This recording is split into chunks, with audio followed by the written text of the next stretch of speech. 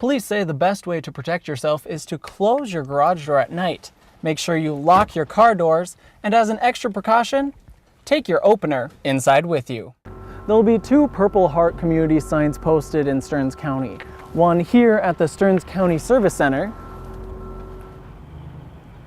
and here at the Stearns County Administration Center.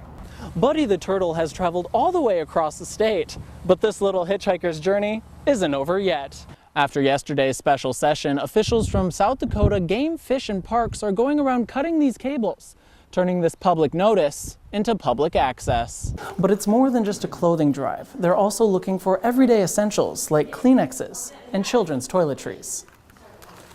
Walking through downtown St. Cloud, you'll see a lot of local businesses. From Bumblebees to the Copper Pony. And if you ask one of these small business owners, they'll tell you there's something special about St. Cloud. Crowds of people have gathered here at Boom Island Park for the 4th of July celebrations. Now, the fireworks show isn't set to go off until 10, but that didn't stop many people of bringing their own fireworks to celebrate with in the meantime. Well, Sydney and Stephen, I'm here at Sherwood Manor Park, where last night, just before 2 a.m., the fire crews reported to this unit that was engulfed in flames. As you can see, they had to rip off sides of the building and the skirting from underneath just to get in and to completely put out the fire. Fire crews were here until about 8 o'clock in the morning. Earlier, I talked to Battalion Chief Officer Raymond from the St. Cloud Fire Department, who says while luckily everyone made it out safe, they're still investigating the cause of the fire. The problem with these types of fires is that the fire will actually get itself into nooks and crannies that are hard to find, and so we have to be very diligent when we overhaul the fire to make sure that we got every last spark and ember. Only hours after the fire was put out, icicles hang in the broken windows of what used to be a family's home. Charred furniture and children's toys laying in the snow is all that's left of this trailer home. So I know we were cutting holes in the siding to get to the fire, and so I'm sure the trailer is a total loss. Fire crews say they got to the scene at 1:40 in the morning and worked throughout the night to keep the fire contained. The next home is just 6 feet away, and the only damage it received was a broken window. George Lagaria was in the area as crews finished fighting the fire. It was about 7:20-ish. I saw the fire department putting out the fire. There was a lot of smoke. They pretty much got done putting it out. Luckily, the 3 people who were in the house at the time made it out unharmed. There were no injuries. Everybody was fine. They just needed a new place to stay. Earlier today, I did try to reach out to the family, but the manager of Sherwood Manor, Eugene, told me that they are safe and they are okay. They are currently living in alternative housing thanks to the Red Cross, but right now, they just want some privacy. Reporting live in St. Cloud, Spencer Schacht, UTVS News. But calls for a boycott of Screamtown continue to spread online. It all started with a Facebook post and an all-staff email saying Screamtown now has a zero-tolerance policy with Somalis. The Halloween attraction not only received major backlash on social media, with people saying shame on you and calling the owner racist and Islamophobic, but members of the St. Cloud Somali community also spoke up. The discrimination against a certain community based on some people's actions are really not, the wise thing to do.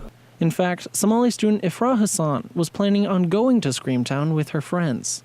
I thought it was going to be a nice experience, but now seeing that post and seeing how the owner feels about my people from my community, I don't feel comfortable going. I don't feel wanted. In a Facebook post yesterday, Dunn gave a formal apology, saying they welcome all people to their event, and he apologized for any posts that were generalizing. Abdullahi says he shouldn't have made the generalization in the first place. If you have a problem with a specific person, try to go after that person and try to solve it. But if you paint the brush on the entire community, then you're not solving the problem yourself and probably creating more problems. I reached out to Dunn today for comment, but he said he was busy meeting with members and leaders of the Somali community, so he wasn't available for an interview, but did say his first post was very poorly written, and he apologizes for offending anyone in the Somali community.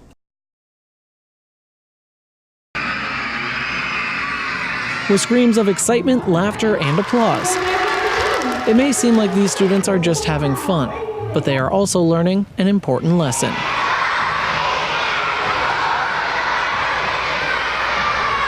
About bullying. I think you can't talk about bullying enough because it's everywhere, right? So it's happening.